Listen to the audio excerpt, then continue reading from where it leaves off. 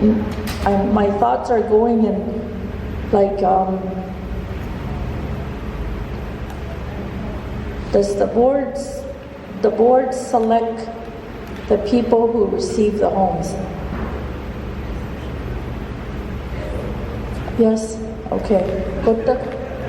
Does the board select who gets the homes? The board members on the new drafted. Oh, okay. So then does the new one say that? Yeah, I'm sure it does. I'm a prior. I don't want the house. First, I know what you do. I was part of the board, like now we're both before the lawn. And she should know which kind of means that we are going to be there for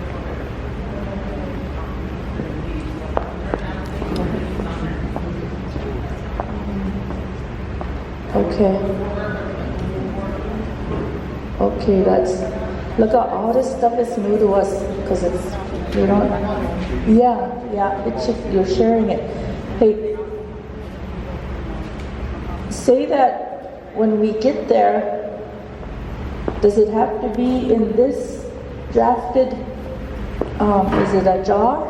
Is that what it is? Okay, does it, Lagi, we need to be educated. We don't know how to budget. It goes down to the basics again of even owning a home. Do these people like a home ownership? What is that? Home ownership seminar or something? You get a certificate saying you went through this class and all that. But that's just hearing. But now are we really gonna do what we learn? Hey, like it's like budgeting. Am I able to afford this home, and educating or training or helping them pay this home, you know, like a workshop or training, what would that be? Schooling them, I don't know what to call it, because lagi, if I'm gonna get a loan, they're gonna look at my whole income and say either you can afford it or you can't afford it. Look up. I can't buy a home if I don't have a job. You know, stuff like that. Training, I believe that we need to be trained as a people before we can own that home. Teach them. What do we teach them? How to take care of a home.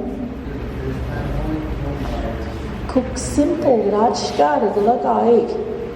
budgeting. If I get a paycheck every 2 weeks, I gotta remove that money every 2 weeks to pay for that loan. And I better get it down or I'm gonna be evicted. I can't just go to Walmart and the mall every 2 weeks and spend it all and not pay my rent. Livelihood, Rajesh. You know what am I?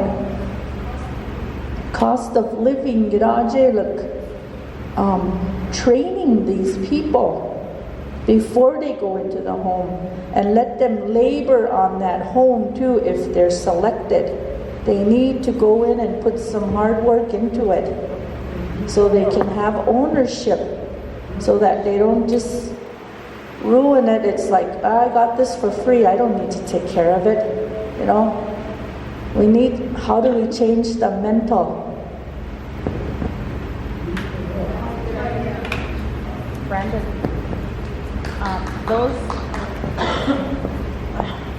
I'm here, Christy. Once the board is selected, they create some policies and they bring it back to legislators, and we pass that policy, we make it law for them. But like I said, yeah, that's everything. I agree with everything you said about, having a class, teaching young first home buyers to manage their money. Those classes, I know I took a couple of those classes years back, and they taught us there's needs and there's wants. And that was the first time home buyers back in 2012, ago I took it, and I took it again before that, previous administrations, 2006, I took that first-time home buyers.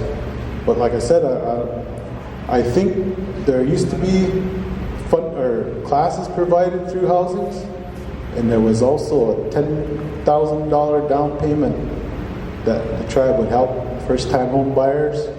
I don't know, Dennis, do we still have that program with housing? The program is there, and classes are offered. So there's no classes being offered. The funding is there for first-time home buyers, $10,000 payment maximum, but there's no classes offered. They formed on when they're loud enough. They form. The city of Billings calls them and tells them what days these trainings are going to be on. So if you want to go, then people come in. But there is a program, Steve, where you help build the house, right? You help build the house and see that's, you know that it's going to be your house. And you just help them, and you help, then they go by your income. That's the first thing, that's the first step, so you know that you're going to be able to afford it. They'll go by your income, and you're going to, part of the stipulations is you help build the house. And that's still underway. I'm not sure we're going to get going with it. Oh, will housing try to adopt that? Or Yeah, adopt what you just said? yeah. Oh, But they do inform us when there's trainings and billings. Thank you. For the record, could you state your name? For the record.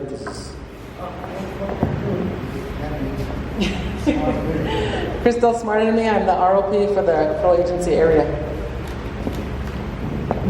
Okay, Leslie. I'm the legal assistant from the Legislative Branch Legal Office. This draft is just the basic, it's the backbone of the Housing Authority. Gives them their authority for obligations to contract. Their rules and procedures is addressed here that they're an administrative agency. They're a junior court, actually. So any policies or regulations or procedures that they promulgate are what they're going to need for this. We don't necessarily know that, as a legislative branch. So we left that up to them. But when they're done with them, they have to bring them back to us and get approval from both branches through a jar for what their procedures are. Currently, the way the one is now, there's no due process for eviction. I mean, it kind of tells you what can be done and that it can go to court, but ours is spelled out so that the public knows you have this process. That's what this is about. This program, this entity is supposed to serve the public and be responsive to the public. The classes you're talking about, the affordable, what did you call it, Dennis? Affordable, the activities, the housing, affordable housing activities, that's one of the things that we can do. And see, the housing board commissioner should know that, what this community needs, what they want. And we could bring that here. That's what we get these grant monies for, is to build houses through the private sector for low-income families who can't afford them. And that's why we're bringing this new one forward. Thank you.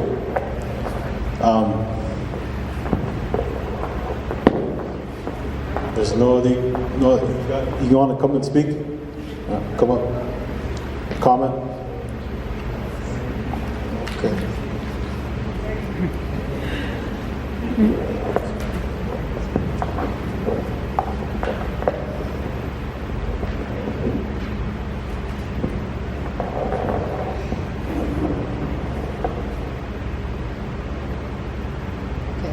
I, Cody Goodluck, do solemnly swear that the testimony I am about to provide is the truth, the whole truth, and nothing but the truth before this honorable legislator.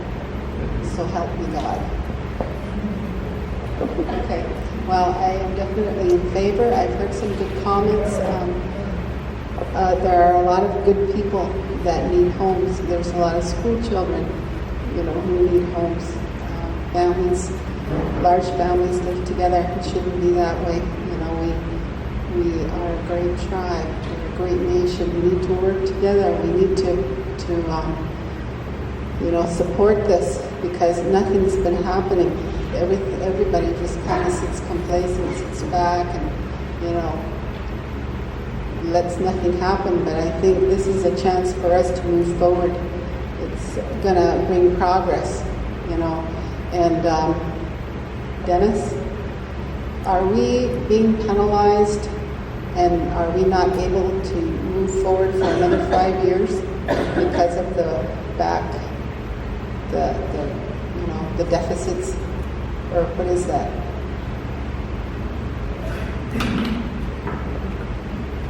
I mean, we want to move forward. We want to get this in the clear. We want to improve. We want progress. What do we need to do?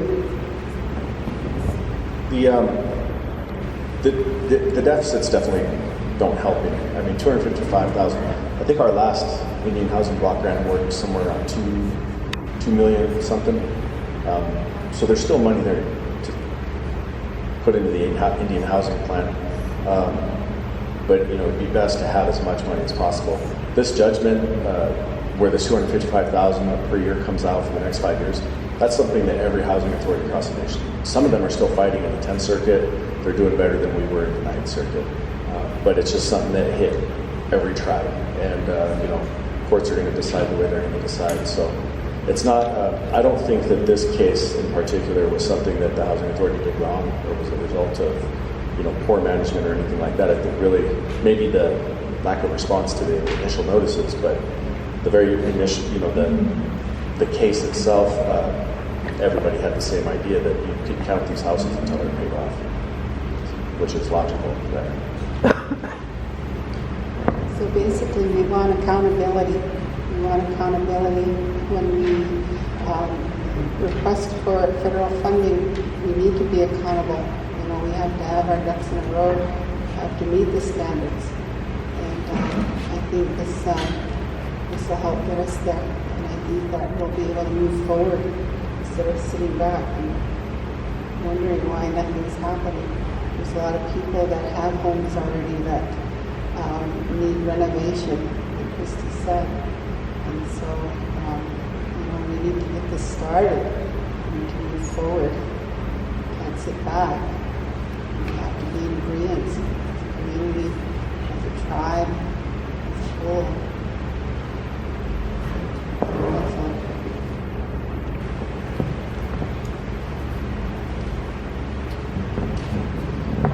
Chapter 10, Indian housing plans and other outstanding outside funding.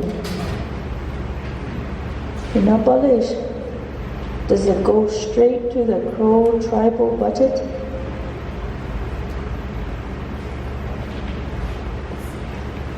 Oh, okay, what? Sorry, I did mention that earlier. I know that it was, and I think we're going to have to craft that language a little bit more clear, that it is a separate account. The reason why it says all such funding shall require authorization for expenditure under the Crow tribal budget. That means it's a part of the process of doing the budget under the Fiscal Management Act, but it's not commingled with the general fund. It has to remain separate. So,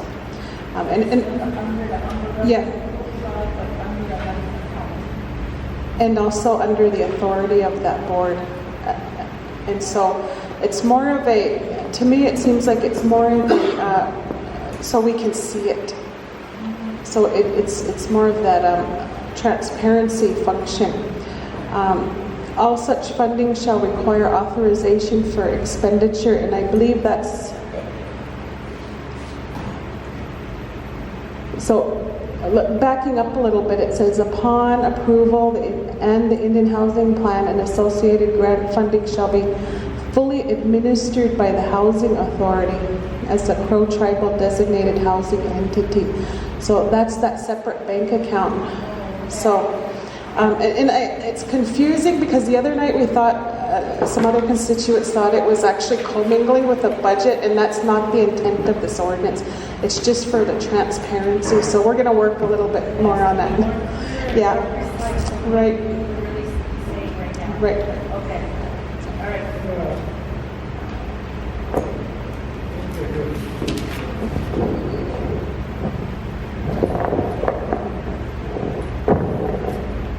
You say the money is in a separate account, right, for the housing? Now, in the past administration, the chairman put his wife over there as the director of the housing, right? They stole millions. How come we don't try to retrieve any of that stuff? Stole a lot of vehicles too. They even come in here and stole our tables and pooped in the sink. That's the truth. They did that in the tribal building, see? Now that federal money, somebody's going to have to answer for that. That's what I'm asking for, an audit report. You can go back, what, 7 years on that? Statute of limitation. Somebody's got to answer for all that money that they took from the housing. Am I right or wrong? If I'm wrong, shit, I'll run for the housing and steal money.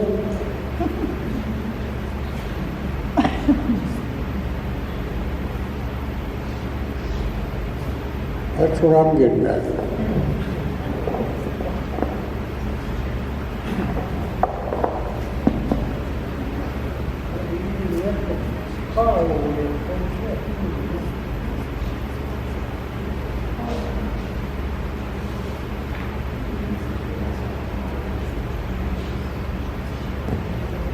All right, if there's any other questions from the district, no, you wanna? Okay. All right.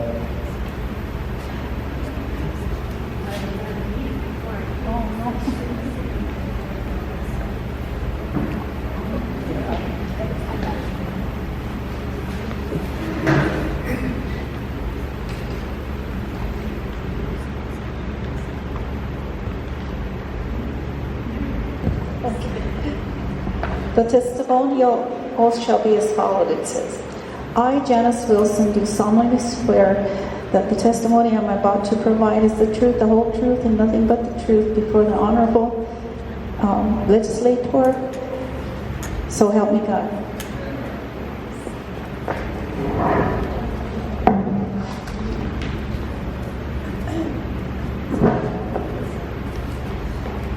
Women aren't supposed to be public speakers, but I guess I have the right with Ronnie being a speaker. I am for change. We needed a change. So these earth shakers got together and did this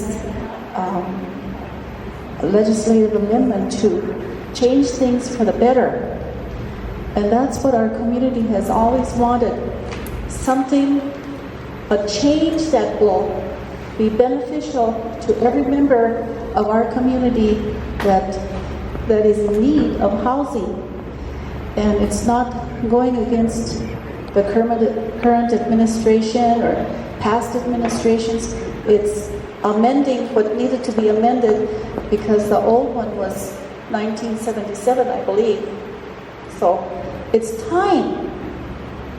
Things have to change. You can't stay in the same rut. I understand that people are delinquent because they didn't value their homes, or some people are used to living off the tribe, and so then they figured, maybe I don't need to pay my rent. They don't value their home, they trash it. But we want change, and Wyola has always been left out a lot. And we're tired of it. We want to be, we want to have housing And Christy had the greatest idea to have it out on our own land, out in the country. We all have beautiful land all over, all the way to the state line, to the Wolf Mountains, everywhere in this valley. Beautiful, beautiful land. Wonderful water. And change has to come. And these young men and some of the other legislatures went against the tide. People that have been running things the same way don't want to change.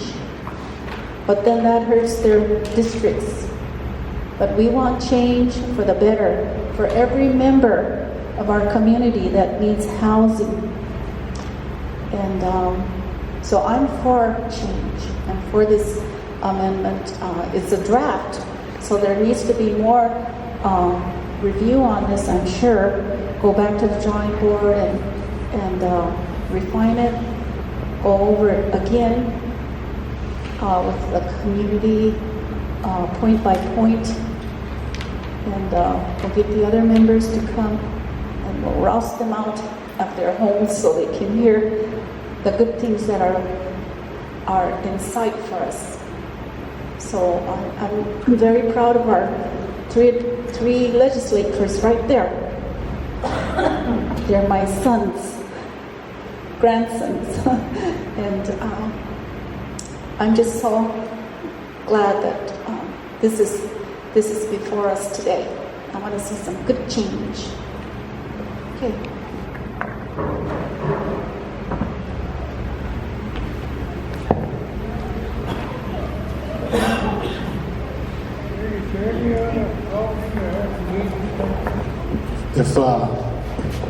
If there's no other comments or concerns, I'm going to call this public hearing to a close at 8:34 p.m. Thank you guys. This is just a draft. It's not set in stone yet. So, like I said, there's going to be probably more input from the community, input from other districts. Like I said, we're working for the people. It's for you guys. At the end of the day, it's for you. So, like I said, it's not set in stone yet. Like I said, we're pushing for to update this. At the end of the day, it's going to be updated. So, thank you guys for coming. Appreciate it. Thank you.